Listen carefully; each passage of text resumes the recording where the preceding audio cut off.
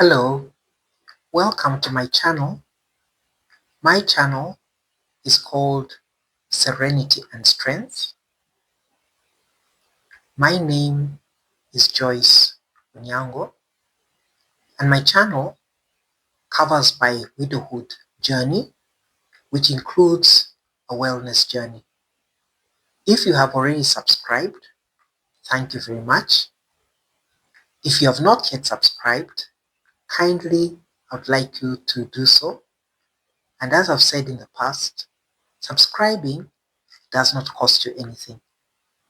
All it will do is ensure that whenever there are new posts of the channel, you're able to be notified and therefore can view them without having to look for them.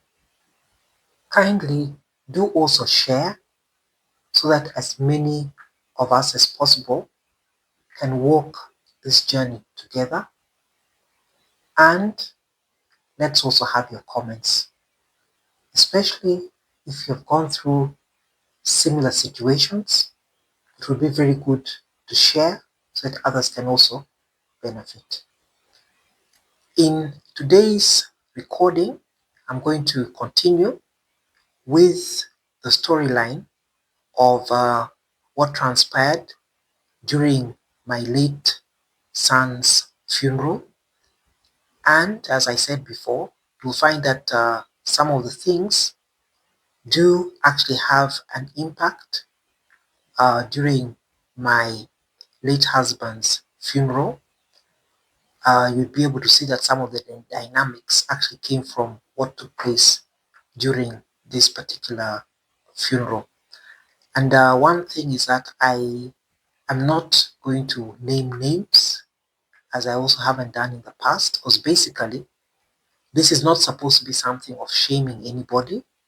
It is just to be able to narrate the experiences so that people who are experiencing the same are able to have support in knowing that there are others who have gone through the same kind of thing, and at the same time also to be able to show ways of navigating through certain circumstances, but more than that also hopefully that those who cause more pain to people who are grieving in one way or another perhaps can have some kind of change of heart and no longer do those kinds of things.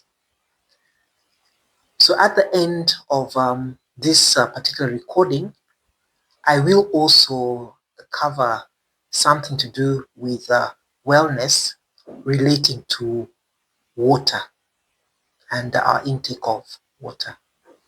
So I hope that you will be able to benefit from whatever is covered in this particular recording.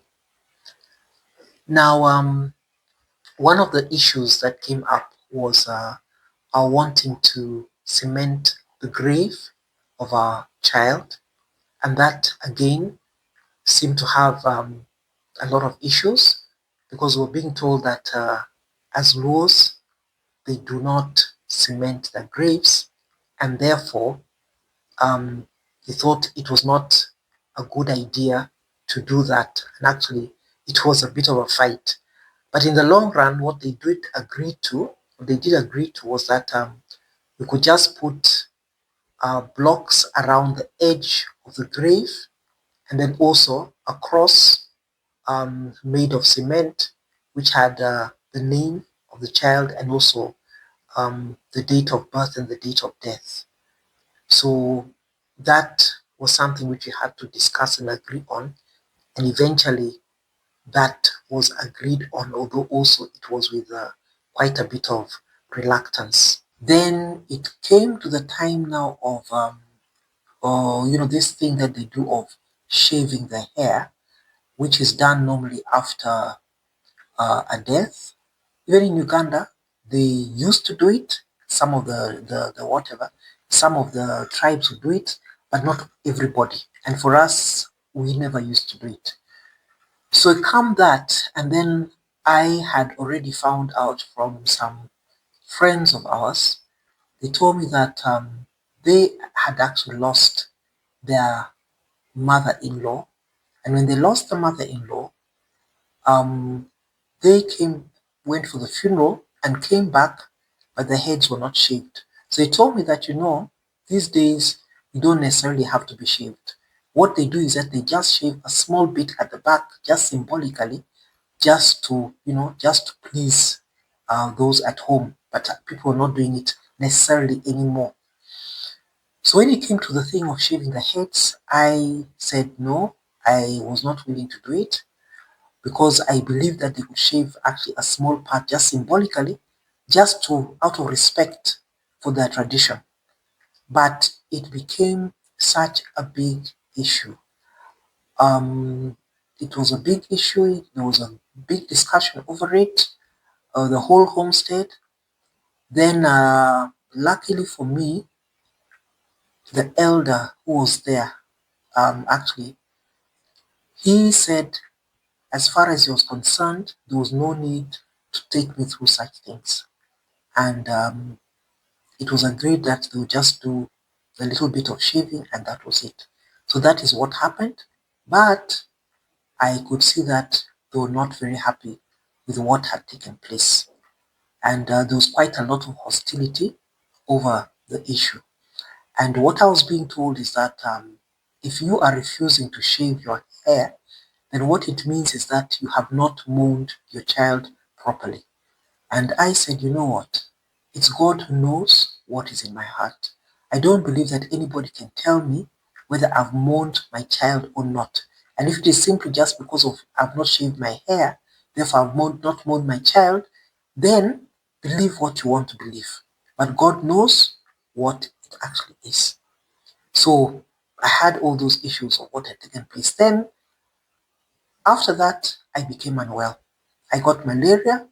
It reached a point that it was even difficult for me to cook, and I couldn't even eat. I was throwing up. I was just taking tea. And that time my husband was still, they were still making those to and fro trips. And then on this particular day, when I was actually quite unwell, they were still coming to take food. So they come to take food and I'd not even been able to cook at all. So I tell them, you know what? This food that you want to take, kindly don't take it, because it's for my husband. I'm not going to be able to cook anything else. You can see the way I am, and actually I was just in bed. But they still took the food all the same and left very little for him. So when he came back in the evening, he found very little food and said, what is this? I told him, I've been telling you that they keep on coming to take food that I've cooked. And even today when they came, I told them that I'm not well. I can't even cook. So what is left is just for you. But they still took it. So he got very upset and annoyed and just started packing and said, okay, if that's the case, we're leaving tomorrow. So by the time the next day came and people got up, he had already packed everything and everything was put in the vehicle. He just told them we're leaving and that was it. After traveling back to Eldoret from the village, I did see a doctor and I started recovering and actually did recover quite fairly fast, both emotionally and physically. And the malaria was not as bad once I got the correct treatment. And I think just the environment, the change of environment made a lot of difference. But when we'd been in Eldoret for just about a week or so, then we got the unfortunate news that the elder had actually passed on. So this meant that we're going to have to travel back for the we're going to have to travel back for the funeral. This is a segment on the pros and cons of drinking water of various temperatures. More than 40 years ago, we were advised to start taking hot or warm water, told that it was the best, but we really didn't bother. That same advice was given 17 years ago when I was more serious on my health, and you'll find that the water benefits that were narrated before will vary based on the temperature of the water, and it's best to take what works for you, but also what is going to be of great benefit.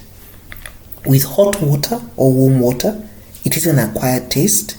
It takes getting used to, and I had to psych myself and tell myself that no matter what, I would take it because it is good for me, and the infusions assisted with this.